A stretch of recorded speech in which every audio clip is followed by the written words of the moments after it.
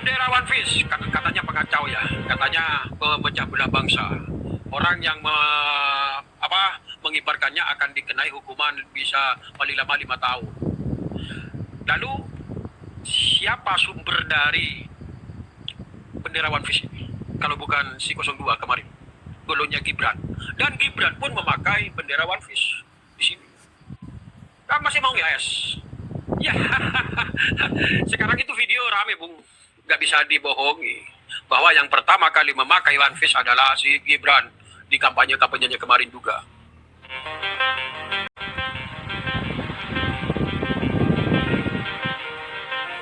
Anda bisa lihat ini kampanyenya siapa.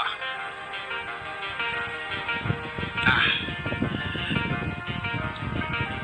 bendera One Piece, katanya pengacau ya, katanya pemecah belah bangsa. Orang yang mengibarkannya akan dikenai hukuman bisa paling lama 5 tahun. Lalu siapa sumber dari Benderawan Fis? Kalau bukan si 02 kemarin, golonnya Gibran. Dan Gibran pun memakai Benderawan Fis di sini. Kan masih mau nge-S? Ya, sekarang itu video rame, Bung. Nggak bisa dibohongi bahwa yang pertama kali memakai One Piece adalah si Gibran. Ya, Gus Dur dan Bambang Tri sudah dihukum. Ya, vonisnya mungkin 3 tahun apa 6 tahun, saya lupa. Jadi memang ini 6 tahun ya. Jadi intinya bahwa mengenai isu tuduhan ijazah palsu ini tidak terbukti, bahkan akhirnya mereka ya kan dipidana oleh hukum karena menyebarkan berita bohong. Assalamualaikum warahmatullahi wabarakatuh. Ada satu orang Ternak Mulyono. Ada satu orang yang di mata saya dia penjilat.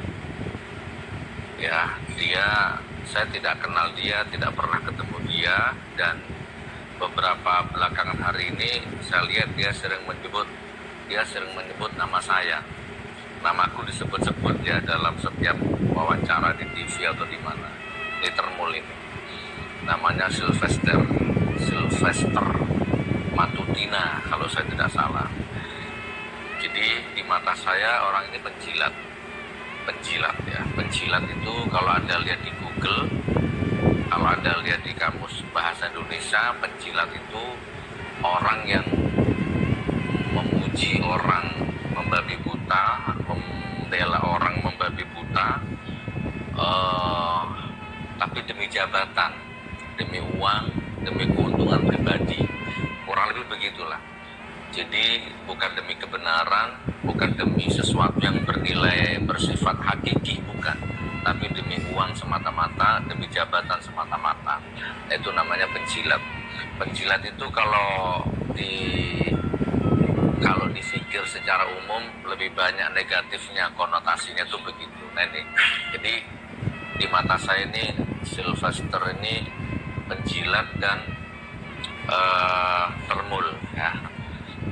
Oke, dia selalu menyebut nama saya tentang ijazah palsu ini yang sekarang lagi diperjuangkan oleh Bang Rismon dan teman-teman. Intinya gini, tadi sudah saya tampilkan videonya di depan. Intinya ya, Termul ini seolah-olah begini loh, ijazah ini asli, barang ini ada, dan sudah makan korban Bambang Tri dan Gus Nur.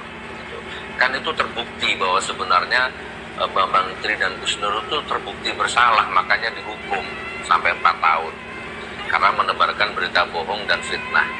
Maka tidak lama lagi Roy Suryo dan teman-teman juga akan menyusul nanti seperti Gus Nur, kurang lebihnya seperti itu.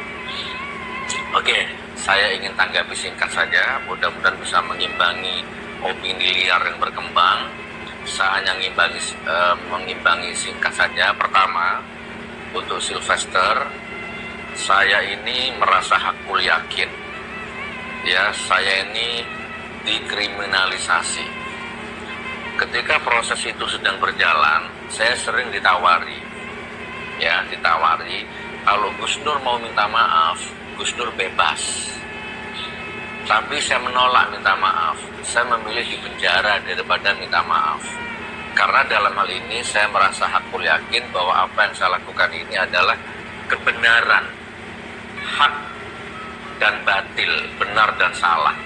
Dan saya merasa ini adalah kebenaran. Tidak mungkin saya menjilat ludah saya, ya kan, dengan apa yang saya yakini selama ini. Itu Sylvester. Nah, dan perlu Anda tahu, saya dipenjara dua kali di rezim laknatullah, rezimnya Jokowi. 2 kali saya dipenjara. Ya, yang pertama di Bareskrim 10 bulan, yang kedua di Surakarta kemarin 4 tahun. Dan itu tidak membuat saya goyah, tidak membuat saya hancur pendirian, tidak. Intinya begini Sylvester, selama sidang 6 bulan, buka mata ya, buka mata Anda, buka telinga Anda. Selama sidang 6 bulan itu, ijazah aslinya tidak pernah muncul di pengadilan. Ini untuk pengacaranya sekaligus dan untuk termul-termul yang lain ini. Saya sedang tidak merasa benar, ini hak-hak batil-batil. Bahkan, ini intinya, bahkan di dalam sidang itu, saya ngomong sama jaksanya, ini kan pidana, beban pembuktiannya ada di jaksa, JPU. Saya ngundang narasumber namanya Bambang Tri soal ijazah palsu. Aku ini hanya adalah ikon, pahlawan saya, ikon saya adalah Mustafa Kemal Atatürk. Karena Mustafa Kemal Atatürk itu menghancurkan Islam di Turki. Masjid-masjid ditutup. Jadi masjid-masjid dirubah menjadi tempat prostitusi. Bahkan dijadikan bar, minum-minum khamr. Akhirnya Mustafa Kemal Atatürk diadab oleh Allah.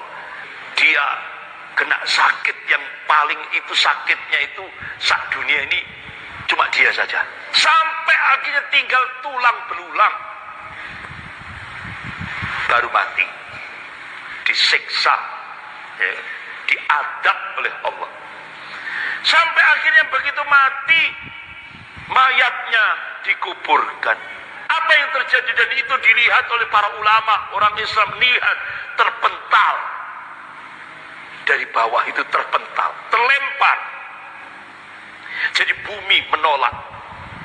Itu bukan khayal, nyata. Sehingga akhirnya pemerintah Turki mendatangkan batuan onik seberat 44 ton. Digergaji tengahnya, nah mayatnya Mustafa Kemal Atatürk ditaruh di batuan onik itu. Pahlawan saya, ikon saya adalah Mustafa Kemal Atatürk.